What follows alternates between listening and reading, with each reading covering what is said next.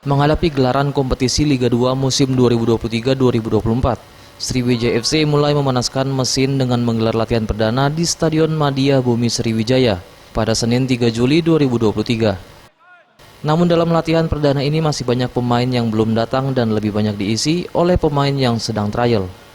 Sementara untuk latihan di minggu awal ini, Coach Yoyo menerangkan akan lebih berfokus untuk mengembalikan fisik para pemain. Kita hari ini banyak game dan latihan ringan karena hari perdana. Dan tujuannya hari ini memang kita lihat beberapa pemain yang trial sih.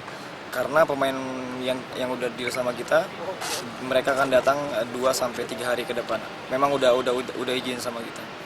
Kita mau lihat kondisi mereka kayak karena kan panjang banget mereka nggak main. Kita mau lihat sejauh mana mereka jaga kondisi seketika nggak main kemarin. Itu aja sih.